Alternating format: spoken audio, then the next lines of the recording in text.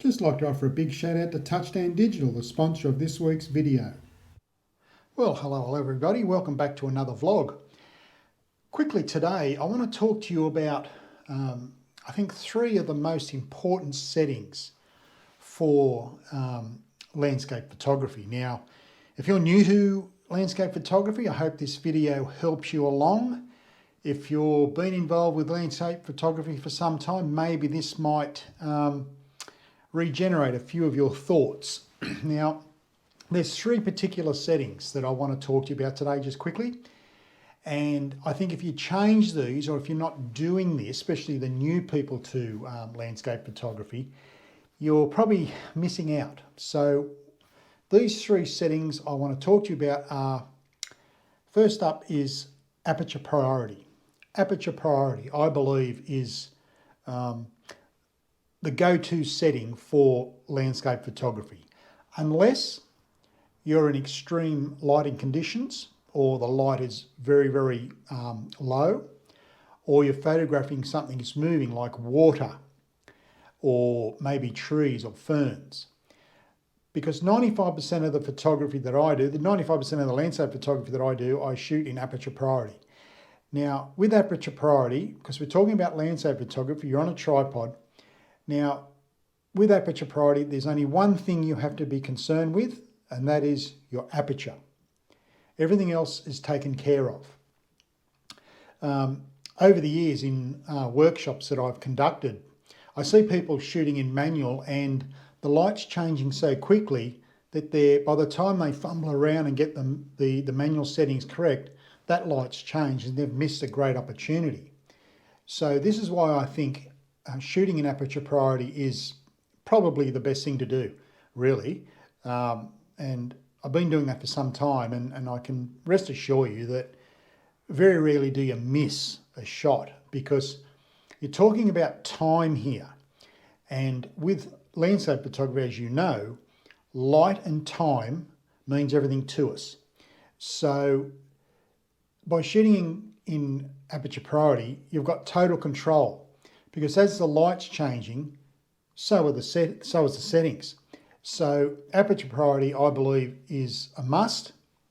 If you're a rusted-on manual setting user, that's fine. But try going back to Aperture Priority, where you set your aperture, and basically with landscape photography, that's what we're concerned with, and let the camera select your shutter speed according to the light.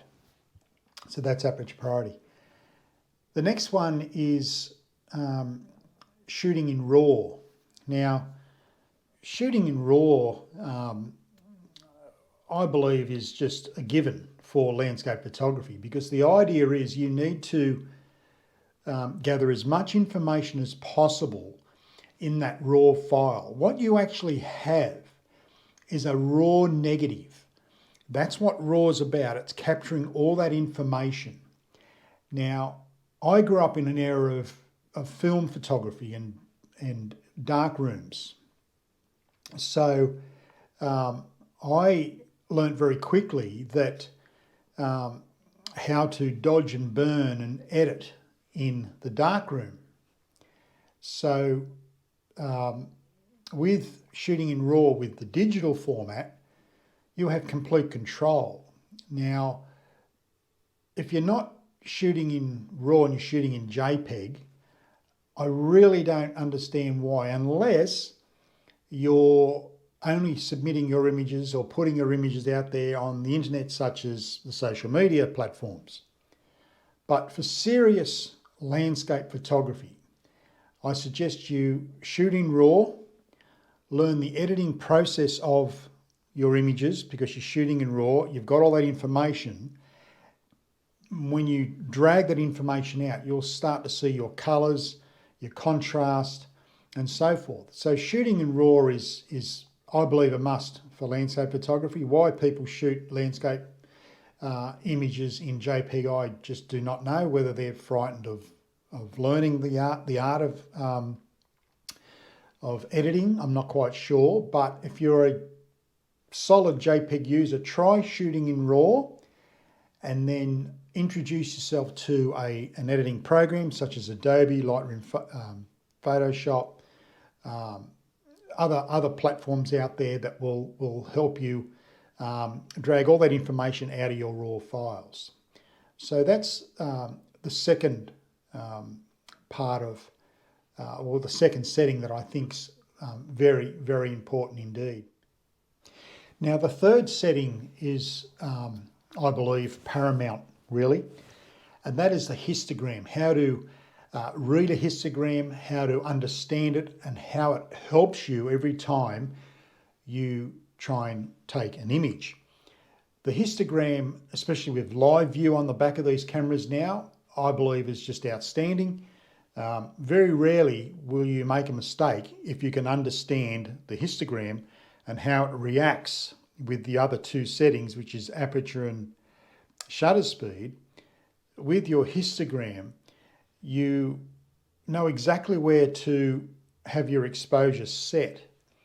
Now, with histograms, if you go far to the right, that's pushing the histogram to the right, you're capturing more of the overexposed part of the image.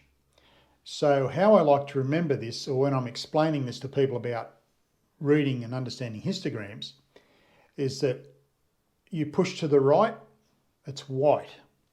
Now, what about the darks or the shadows? Well, if you go to the left of your histogram, you'll start to see everything darken. So they're the darks, they're the shadows. So the idea is you need to be somewhere in between the left-hand side of your histogram and the right-hand side of the histogram without clipping the edges. It's a graph. So a graph along the bottom with spikes.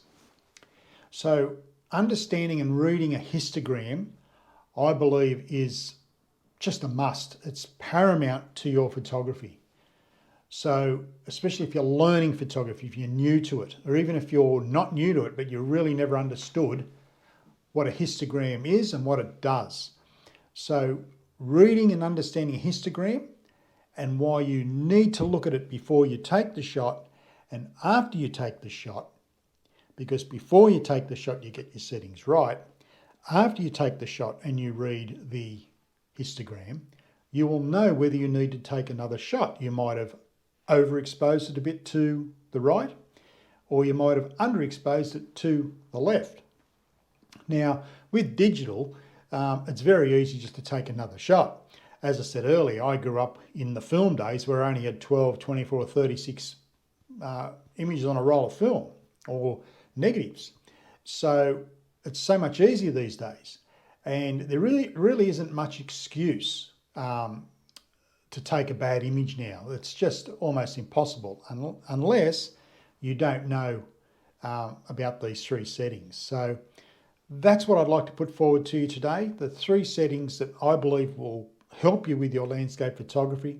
That's aperture, shooting in RAW, and understanding and reading the histogram. They're the three things which I think are so important to your landscape photography and also to your improvement in the craft and the art of landscape photography. So that's what I wanted to put forward to you today. Just a quick video on those three things which I think is very, very important for our landscape photography. So until next time, my name's Glenn Summer. You've been watching Sniper Photography. As I always say, be nice to yourself, family and friends, but most of all, you keep shooting, keep smiling.